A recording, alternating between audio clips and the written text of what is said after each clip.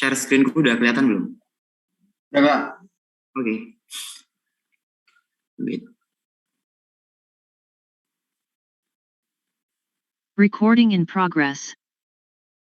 Nah, jadi di progres 3 ini kita bakal ngitung stabilitas bendung, tapi sebelum kita ngitung itu kita harus desain dulu bendungnya seperti apa. Nah, aku bakal jelasin langkah-langkah buat ngegambar bendungnya. Gambarnya ini nanti di AutoCAD ya. Jadi pertama teman-teman siapkan data-data dulu buat menggambarnya. Ada jari-jari mercu bendung, terus T-min, R-min, tinggi bendungnya, H1, H2, elevasi dasar hulu, sama elevasi dasar di hilir. Nah, terus cari delta H dari elevasi hulu sama hilirnya berapa.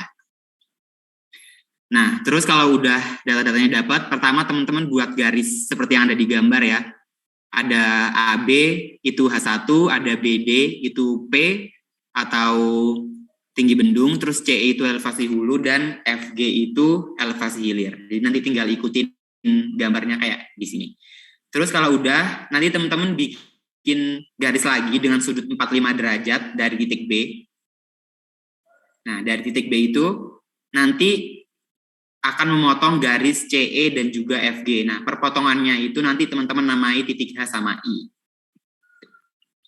Nah, udah lihat dulu. Terus kalau udah, langkah ketiga, teman-teman bikin jari-jari mercu dengan menggunakan tools fillet. Nah, masukkan nilai jari-jari mercu yang telah teman-teman dapatkan di progres 2.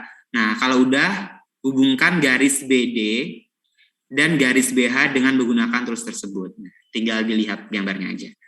Terus kalau udah, langkah keempat, itu elevasi puncak bendung akan turun setelah di fillet. Nah, kemudian naikkan kembali mercu bendung tersebut secara manual sampai elevasinya sama dengan titik B. Nah, jadi kan tadi waktu di langkah ketiga ini, dia turun ya jari-jarinya yang lengkung bendungnya ini. Nah, terus kalau udah, teman-teman naikkan lagi sampai dia tingginya setara sama si titik B, gitu. Terus kalau udah, langkah kelima, buat jari-jari kolam olak sepanjang garis GI sebesar 90 derajat. Nah, ambil jari-jari kolam olaknya itu 5 meter lebih besar dari R-minnya. Jadi R-min plus 5. Atau lebih juga boleh. Udah, terus kalau udah dapet itu, buat setengah lingkaran dari titik O ke titik I dan J. Nanti teman-teman tinggal baca ulang aja ya, udah lumayan jelas juga. Nah, terus langkah ketujuh, tinggal rapikan gambar hingga menyesuaikan tubuh bendung saja. Nah, ada catatan untuk bagian bawah pondasi, itu dibebaskan sesuai kreativitas teman-teman masing-masing, asalkan memenuhi kestabilan.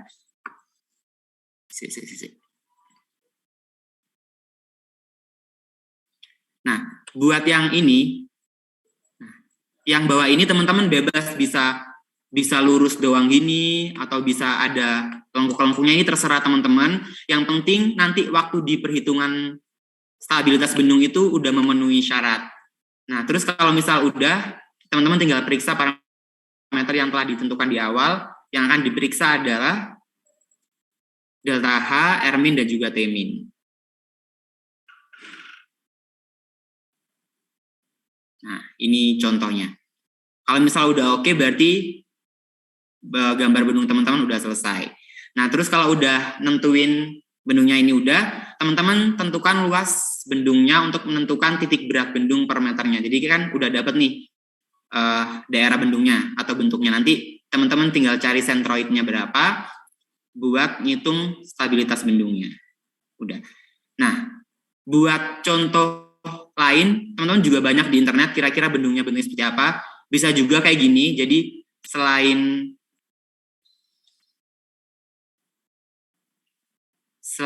yang ini, nah teman-teman juga bisa bikin kaki-kaki bendungnya yang seperti di sebelah kiri ini.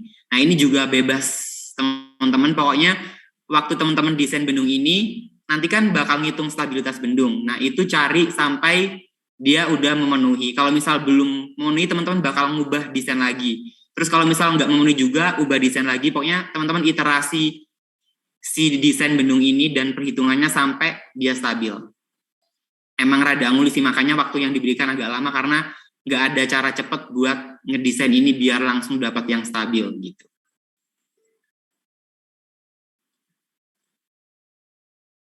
Oke, terus kalau misal teman-teman udah dapat desainnya ya, stabilitas bendung yang pertama bakal dihitung itu gaya berat tubuh bendung. Nah, untuk data-data yang digunakan, ini bisa dilihat di tabel ya, ada R, T min, R min, P, H1, dan lain sebagainya. Ini tadi yang buat gambar.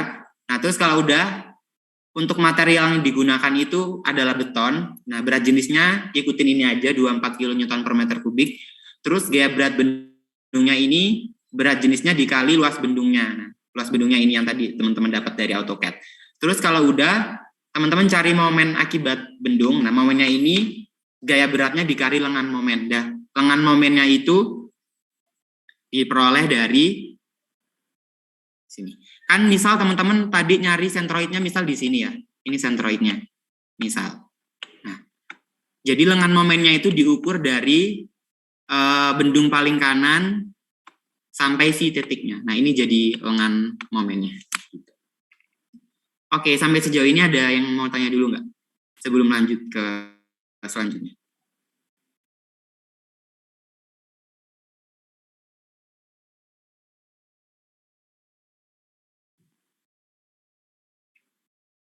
Oke, sebenarnya masih aman ya. Oke, lanjut. Gita, Tasya. Aku bilang.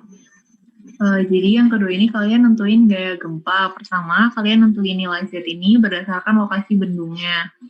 Nanti nilai Z-nya ini ada keterangannya di bawah, itu tinggal ikutin gambar aja. Terus setelah itu kalian nentuin nilai N dan M, itu berdasarkan jenis tanah. Nah, buat ini tuh jenis tanahnya kalian cari tahu sendiri ya di lokasi bendungnya itu tanahnya kira-kira tanah apa. Jadi ya kurang lebih ini asumsi. Terus boleh lanjut. Terus setelah itu kalian nentuin percepatan dasar gempa berdasarkan periode ulang. Di sini kita pakai periode ulang 100 tahun. Jadi percepatan dasar gempanya 160 cm per detik kuadrat.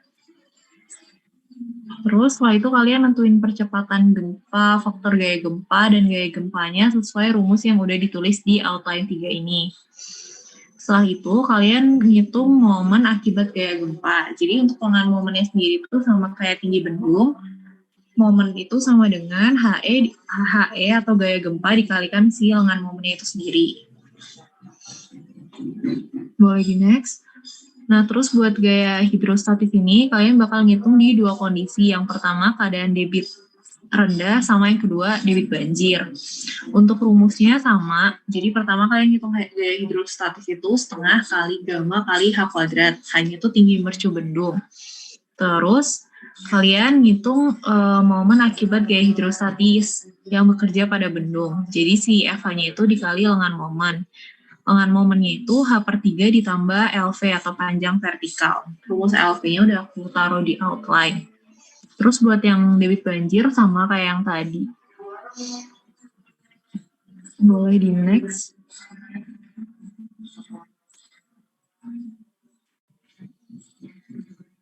Nah, untuk yang gaya tekan lumpur ini, pertama kalian asumsiin dulu si 3 nilai ini yang sesuai yang ada di outline. Terus untuk pasir lempung, si sudut gesernya ini 20 derajat. Lalu untuk ngitung gaya tekanan lumpur, rumusnya ada di sini. Dan untuk momennya sama kayak tadi, si yang gaya lumpurnya itu dikali lengan momennya. Cuma bedanya lengan momennya di sini tuh H/3 ditambah 4. Boleh di next ke kita. Bentar, aku mau share screen sendiri.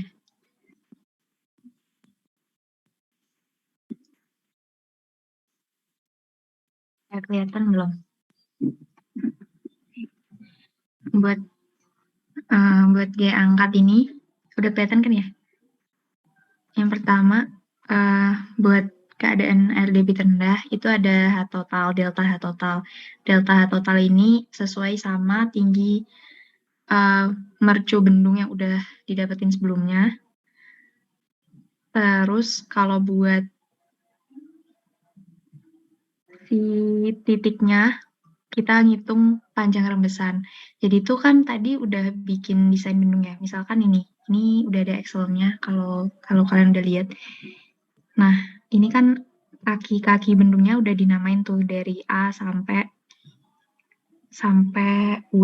Nah, Jadi ditabelin kayak gini. Ini nanti menyesuaikan ya titiknya, tergantung sama desain kalian. Cuman buat template hitungannya kira-kira sama. Buat panjang rembesan ini, yang pertama ada LW. LW itu rumusnya LW yang sebelumnya. Jadi kalau misalkan dari titik A terus ke B gitu kan, garisnya kan berarti garis AB. Garis AB kalau dari gambar ini dia vertikal kan, AB. Nah, buat vertikal sama horizontal yang di tabel ini tuh ini panjang dari gambar kalian ya. Jadi kalau misalkan vertikal ini 5 meter, berarti ini maksudnya panjang garis AB itu 5 meter kayak gitu. Nanti diisi aja sesuai sama desainnya. Jadi si LW ini itu LW sebelumnya ditambah sama panjang vertikal ditambah sama sepertiga horizontal. Buat AB ini sepertiga horizontalnya 0 karena kan AB-nya vertikal ya, jadi nggak ada itunya, nggak ada horizontalnya. Terus kalau buat yang titik A ini, LW yang A ini dipakai 0 aja.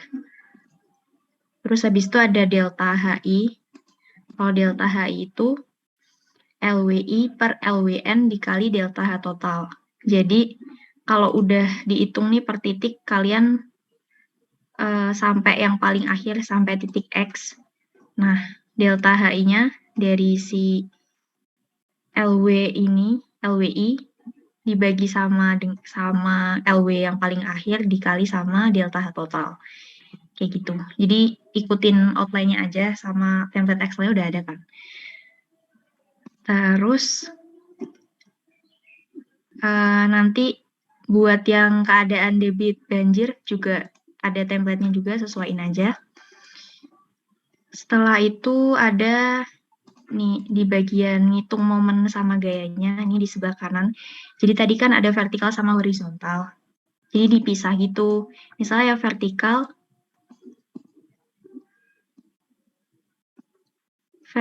ini ada line AB. Salah. Gayanya salah deh. Ini maksudnya kalau misalkan AB vertikal itu jelajahnya horizontal. Jadi kayak kebalik gitu. Sesuaiin aja si P-nya ini jadi HX per 2 dikali sama horizontal kayak gitu. Ini ikutin aja. Buat yang debit banjir itu bedanya di delta HX-nya sama delta H total ini. Ini ada rumusnya juga. Terus setelah itu kita ngitung stabilitasnya. Nah, ini yang menentukan desain kalian tuh udah aman apa enggak. Jadi setelah gaya-gaya tadi udah dihitung semua, ditabelin kayak gini. Ini udah sesuai ya sama template Excel-nya, tinggal ngikutin. Terus nanti kalau misalkan hasil dari safety factor kalian itu kurang dari 1, berarti kalian harus desain ulang. Kayak gitu. Ada yang mau ditanyain dulu nggak?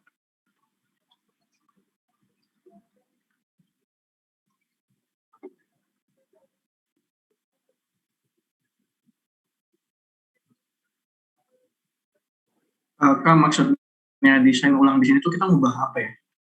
Ngubah si ini, biasanya tuh ngubah si kaki-kakinya ini sih. Kayak panjangnya gitu. Jarak-jaraknya ini kan ke bawah, ke sampingnya kan bebas ya. Biasanya dari situnya sih. Biasanya sih yang aman kalau bikin kakinya ini lebih gede. Karena kan kalau momen gulingnya ke searah jarum jam, terus penahannya nih, sentroidnya, misal sentroidnya di sini, terus ini gulingnya ke sini. Nah, kalau penahannya gede kan berarti dilawan gitu kan. Kayak gitu. Jadi biasanya sih bikin kakinya agak apa ya, lebih panjang atau lebih gede gitu. Biar stabil. Itu maksudnya lebih ke kedalamannya kita tambah lagi atau kayak? Ya, boleh panjangnya ini si kakinya ini lebih panjang ke bawah atau atau nambah kaki-kaki ini. Misalnya kan cuma 4 ya. Lu tambahin lagi ada 5 atau berapa gitu bebas. Oke Kak, makasih Kak. Oke. Ada yang ditanyain lagi nggak?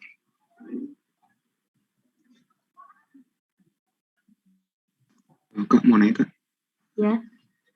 buat bentuk bendungnya itu nyesuaiin sama bentuk jenis kolam olak yang kita pilih di Progress 2 ini nggak? Ya benar. Kalau ini yang dicontohin itu tipe bucket. Oh, berarti nggak harus kayak gini ya bentuknya? Iya. Oh, oke Kak. Kalau USBR atau yang lain bisa cari di Google aja ya.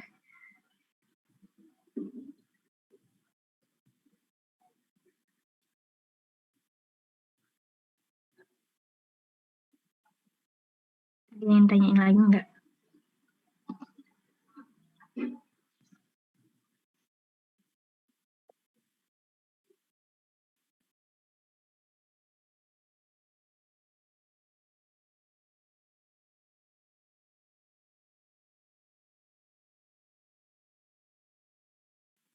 Oh ya, aku mau nambahin juga teman-teman. Jadi kalau misal nanti kalian dapat safety factornya gede banget, misal lebih dari 10 atau sampai puluhan gitu, desain bendungnya coba dikurangin ukurannya gitu. Maksudnya yang kaki-kakinya barangkali terlalu panjang atau terlalu besar atau terlalu banyak, itu bisa dikurangin karena kalau SF-nya terlalu gede banget, jatuhnya kurang ekonomis gitu loh. Jadinya boros. Jadi bisa disesuaikan aja kalau bisa SF-nya lebih dari 1, tapi nggak yang gede banget juga.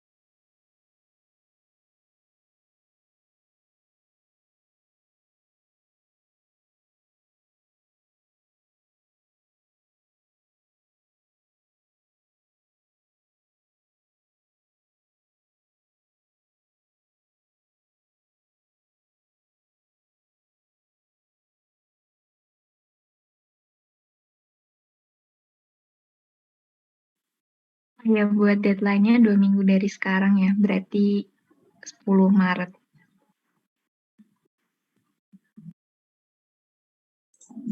Kak, nanya Kak.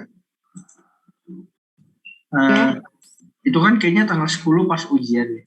Apa boleh digeser aja gitu Kak setelah ujian gitu mungkin? Kayak tanggal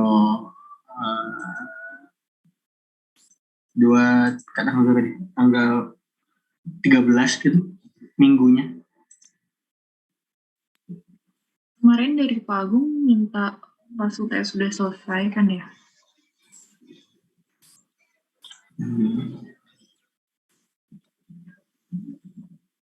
Nggak dengerin banget sih Kak.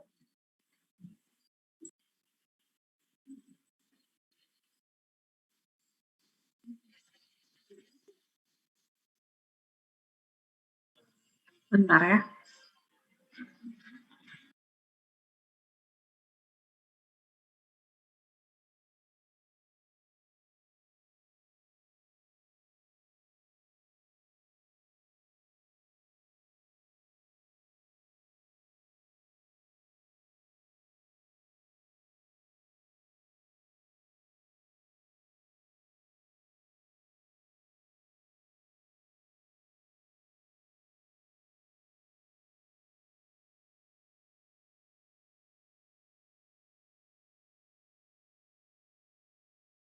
Oh, kalau misalnya dari kalian 2 minggu dari sekarang pas yang sebelum UTS itu ngumpulin Excel, waktu UTS itu kalian ngumpulin Excelnya dulu, tapi laporannya nanti aja gimana?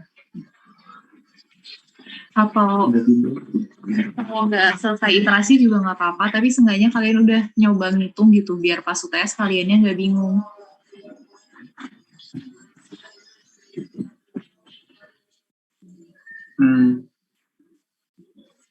tergantung yang lain gimana, tapi kalau dari aku mungkin boleh sih Kak, daripada nggak sama sekali.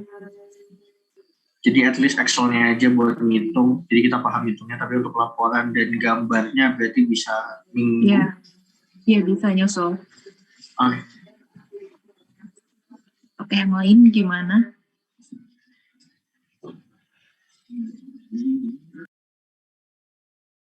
Setuju sih, Kak.